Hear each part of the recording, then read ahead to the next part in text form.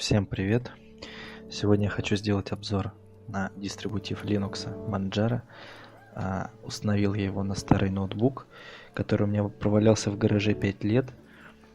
Сейчас я вам его покажу. Так. Он немного разобранный, но работает. Дисплея у него нету. Сейчас. Так, YZ11. Дисплея у него нету. Вывод идет на VGA. И через VGA на дисплей, на монитор. Так, ну вот он. Характеристики у него не очень хорошие по современным меркам, но в принципе он работает. Так, сейчас я это сверну.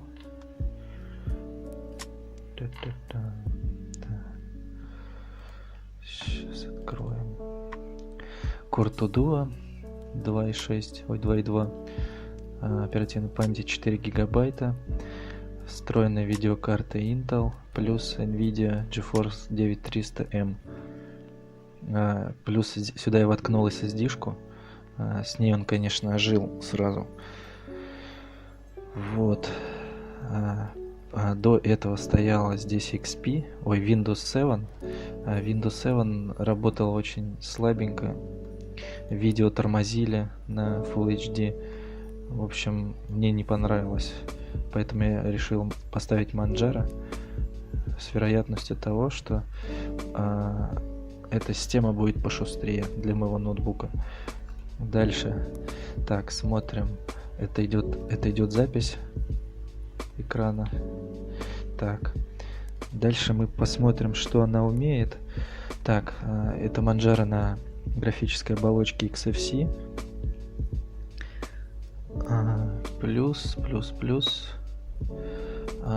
Это получается родителю этого дистрибутива Arch Linux. Так, ну давайте перейдем, посмотрим, что она умеет. Во-первых, допустим, если взять пакетные менеджеры, у этого дистрибутива пакетный менеджер Pacman. Сейчас я его запущу. Посмотрим. Pacman. Да. У него есть GUI. Сейчас. Так, вот это все, что у меня установлено. Здесь, в принципе, немало программ. Вот, ноутбук достаточно шустро работает. Даже вот сейчас можем проверить на видео Full HD. Откроем YouTube. Так.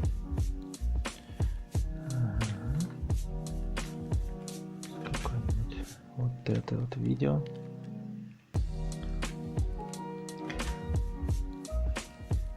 Так, ну еще не забываем, что здесь идет запись.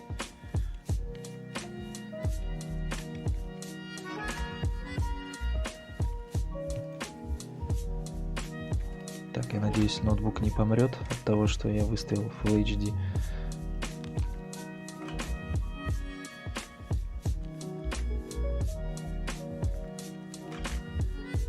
Ну, вы видите, что видео тормозит. Но поверьте, если я отключу сейчас запись экрана, этого не произойдет. То есть оно будет четко показывать, без каких-либо задержек. Так. Сейчас мы выключим. Так, поехали дальше. Дальше мы пойдем по приложениям. Вообще я ставил ее для разработки. Можем посмотреть, допустим, редактор Sublime. Все есть, все работает без проблем. Также вот Visual коды.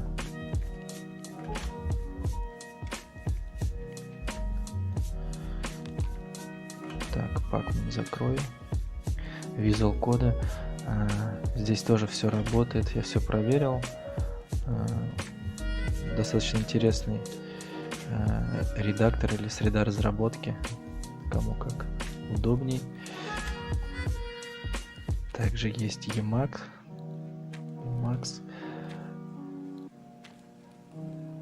Вот это я пока не проверял, но я думаю, тоже все работает. Потом Atom. Сейчас я этот закрою. Chrome. System Information тоже. Так.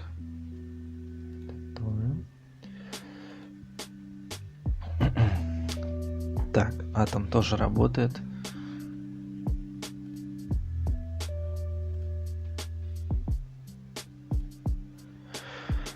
Вот, плюс все браузеры тоже отлично работают.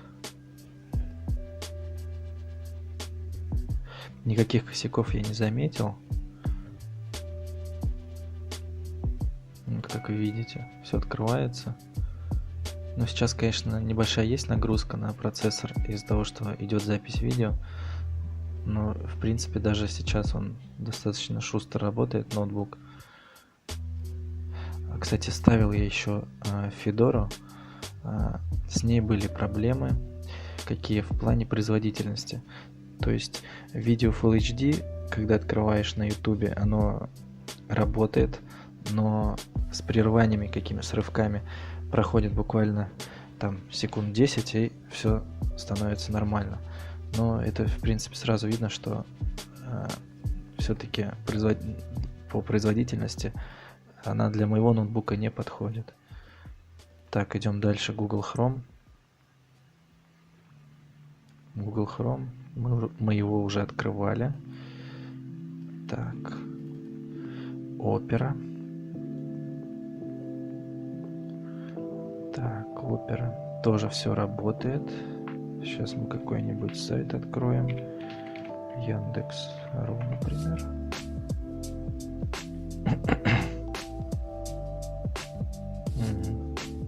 Тоже все работает.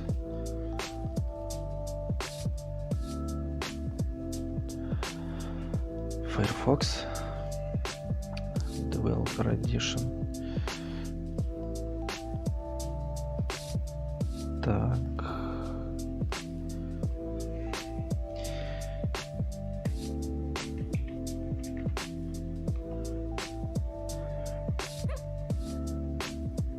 Тоже все открывается без проблем, в принципе. Вот. Дальше мы попробуем. Я вам покажу сейчас то, что присутствуют социальные сети все, которые можно. Там телеграммы, скайпы, почтовые клиенты, Аська, тоже почта. Это телеграм. Это мои системные программы небольшие. Ну, здесь TrueCrypt. Сейчас мы откроем его.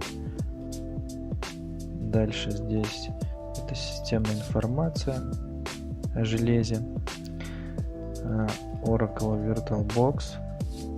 Пока я еще здесь ее не устанавливал, просто создал. Так. Это у нас DOSBox эмулятор. Просто поиграться. Так. Дальше у нас терминал обычный, календарь. Ну, календарь простенький. В принципе, здесь, по-моему, даже можно добавлять to-do list, делать события, мероприятия. Так, дальше это у нас ретро-терминал. Сейчас он запустится. Ну, это вот в таком духе. Его можно настраивать, цвет, там все. Вот здесь как раз идет запись видео сейчас. Так, TeamViewer тоже работает, я проверял. Все отлично. Вот, и теперь перейдем к основному. В принципе, чего более не хватает на операционных системах Linux, да, это обработка видео, обработка изображений, соответственно, какие-то особые программы, да, которые есть для Windows, но не для Linux. К примеру, вот есть такое приложение Play on Linux. Оно построено на Wine.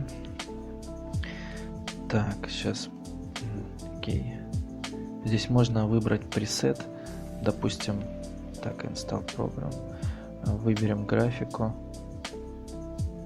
ну, скорее всего он сейчас обновляться будет, так,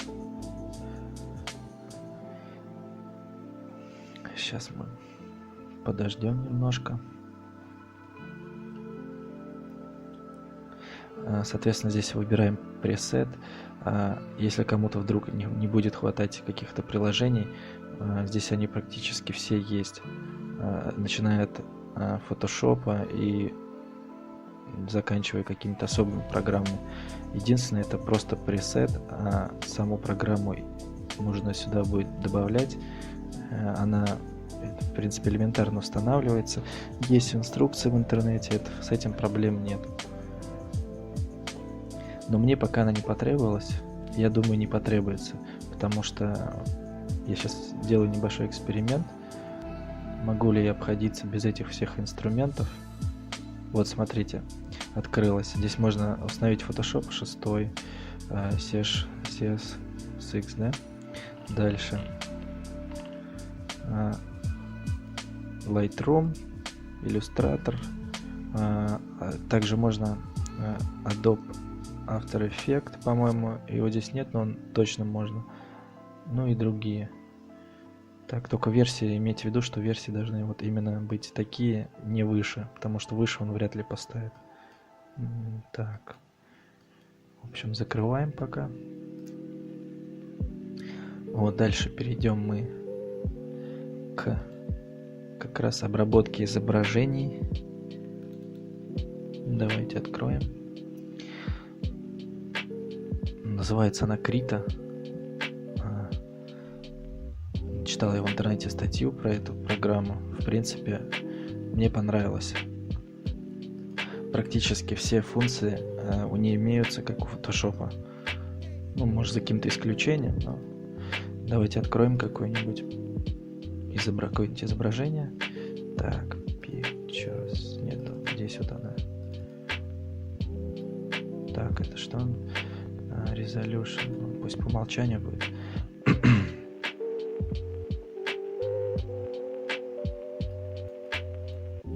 Так, какой-то косяк.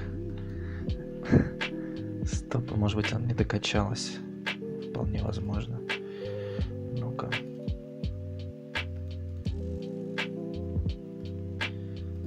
Да. Скорее всего. Ну-ка, давайте откроем с помощью гимпа. Ради интереса. Дело все-таки в программе или в самом изображении.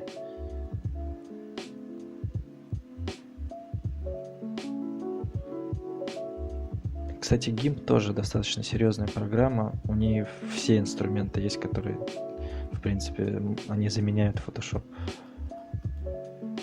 Да, явно проблема, скорее всего, с самим файлом.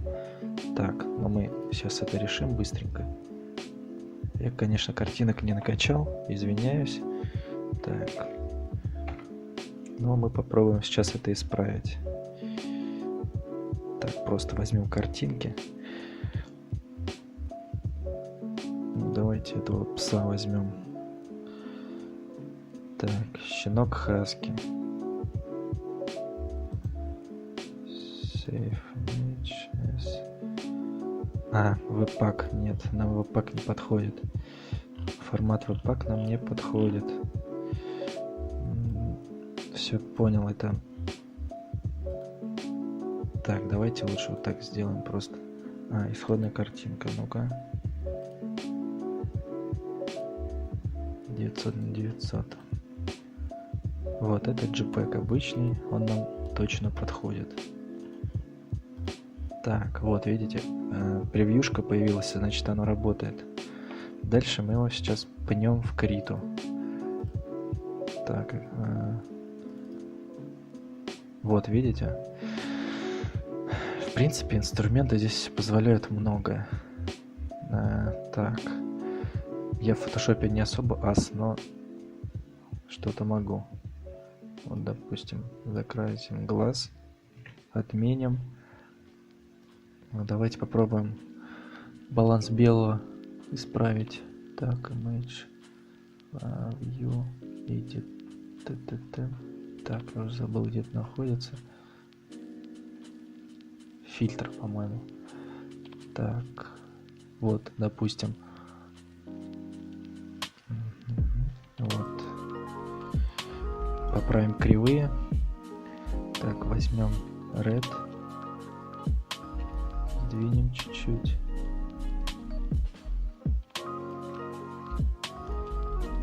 Просто ради эксперимента, да?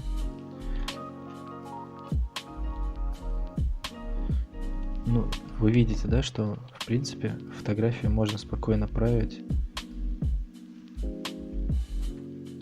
Так, давайте отменим. Ну, вот. Дальше, соответственно, что можно здесь делать? Так, давайте сделаем цвет, выберем цвет. Так, нет, цвет не здесь выбирается.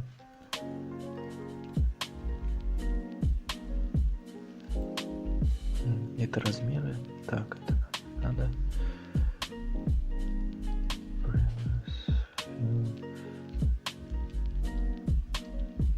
Странно, да.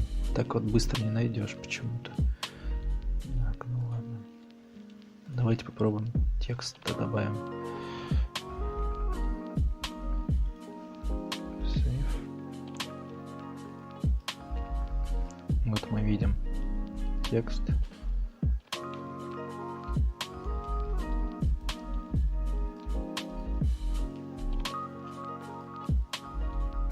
Так, его можем перетаскивать. Не знаю насчет расширять. Нет, не расширяется. Ну, допустим. Видите, здесь уже отображаются слои. Я думаю, со слоями также можно работать, как в фотошопе. И вот. Так, давайте тогда все закроем его. Кто захочет, может там покопаться. Но не будем сохранять. Вот, также у нас есть GIMP. Да? Откроем нашего кота. Вот, здесь тоже, в принципе, по инструментам, я думаю, он ничем не хуже Криты и даже фотошопа, возможно, в каких-то вещах. Так, давайте посмотрим, что здесь можно сделать. Работа со слоями, работа с цветом, color balance, так.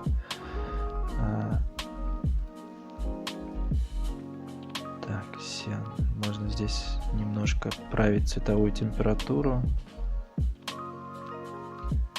Так, окей, допустим. Отлично.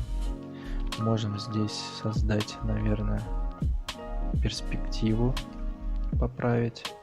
Тоже очень полезная функция.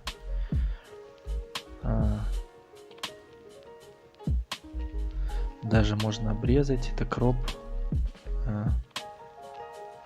Так, давайте здесь вот поговоримся в имейджах. Работа с масками есть, с кривыми. Вот экспозиция. Допустим, мы хотим чуть-чуть затемнить.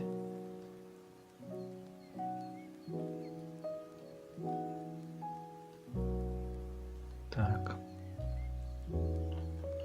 Ну, все отлично. Все работает. Так, с этим мы разобрались, с редакторами. Так, discard. Пойдем дальше. А дальше мы идем, скорее всего, ну, здесь, соответственно, запись звука это обычная. Работа со звуком программа Audacity. Я ей не пользовался, но она рабочая, точно.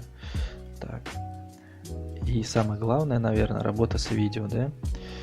Если вы блогер, либо вы просто работаете с видео, возможно, вам вот эти вот 3 инструмента 100% подойдут.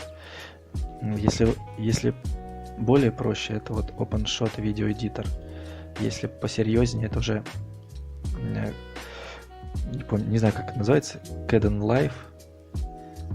И уже более серьезно это Blender. В Blender можно работать с 3D. Это более серьезный продукт. Вот. Все это open source, все бесплатное. Давайте попробуем, откроем OpenShot Editor, видеоэдитор. Если вы смотрите это видео, значит, я это видео уже обрабатывал, соответственно. Пока не могу сказать, в каком редакторе. Ну да. Так, сейчас мы это скроем. Вот, редактор простой. Давайте попробуем открыть видео, которое я записал. Import files. Видео. Сейчас мы посмотрим, загрузит ли он его. Так.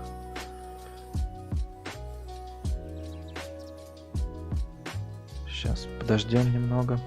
Может, это глюк или какой-то косяк, или просто сильная нагрузка на процессор идет.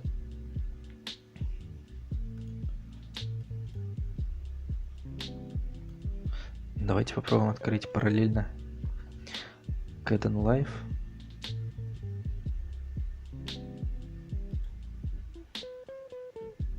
Так, OpenShot Video Editor пока завис.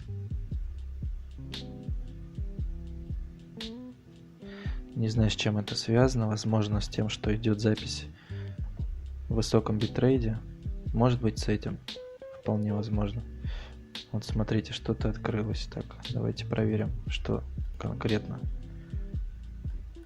Так, OpenShot Video Editor пока оставим закрытым. И добавим видео. Да? Это в Kdenlive. Так, device. Сейчас мы видео.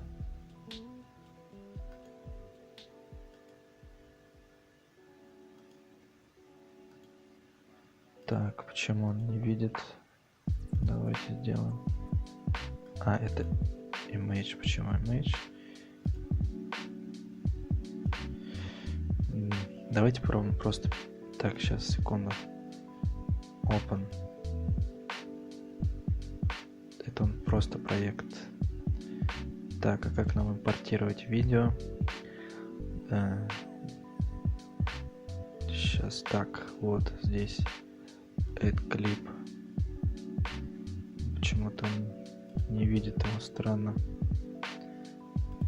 Давайте попробуем перетащить просто.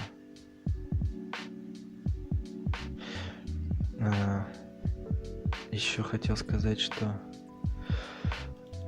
попозже я сделаю более серьезнее обзор на эти программы, потому что, естественно, я сейчас это все обрабатываю.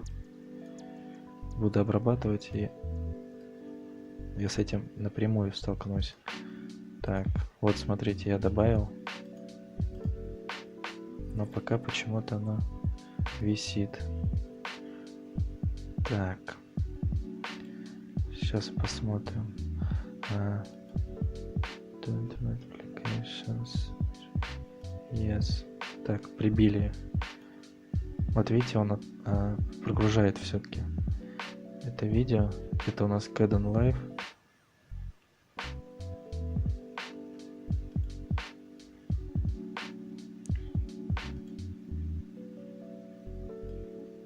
Может быть, можно перетащить сюда. Сейчас посмотрим.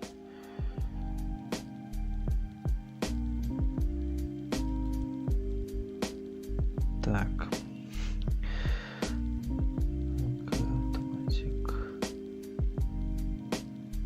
Я извиняюсь, но я не работал в этой программе, поэтому могу тупить.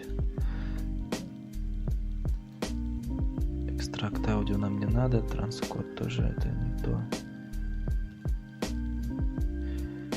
Как нам добавить его сюда, я вот честно не могу понять.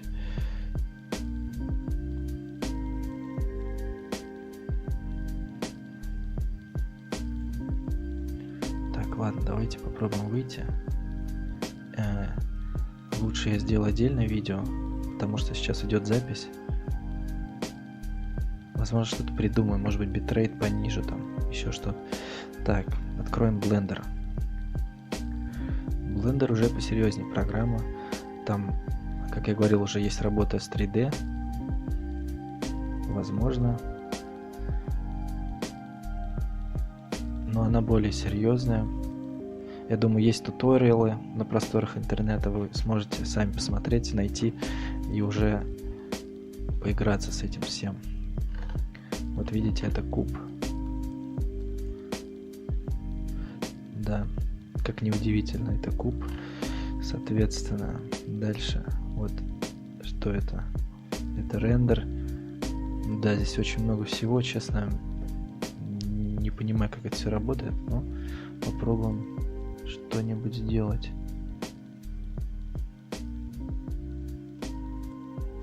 Возможно, нужно отдельно как-то снять по каждой программе. Так, но я здесь не вижу. Вот, давайте посмотрим, что здесь можно добавить. Давайте перейдем все-таки файл. Нет, файл не открывается. Да, он тоже подтупливает. Так, секунду. Подтупливает. Так, ребята, я разобрался. В общем, OpenShot, я с ним не стал разбираться, потому что пока нет времени. Вот, мне понравился Kdenlive. Именно я сейчас и монтирую видео. Вот, Blender тоже нормальная тема. Единственное, у меня ноутбук не потянул, потому что параллельно записывалось видео, и Core To Do не тянет просто параллельно. Вот, соответственно, вот этот Kdenlive я открыл. Вот, я уже смонтировал часть, сейчас закинул последний кусок сюда. Соответственно, здесь, в принципе, все достаточно понятно. И есть множество эффектов. Допустим, вот на видео это эффект Speed. У меня будет небольшой рассинхрон на видео, поэтому прошу прощения. Вот, а дальше, соответственно, звук. По звуку здесь тоже можно выставлять эквалайзеры, настройки. Сейчас покажу. Вот здесь их куча вообще. Audio Correction. Вот такие пироги. В общем, спасибо, кто смотрел. Ставьте лайки и подписывайтесь. От меня будет видео более подробное в дальнейшем по поводу этих программ. И мы разберемся также с OpenShot, с Blender, возможно, еще с какими-то программами, которыми я найду. Вот, все. Всем пока. Спасибо за внимание.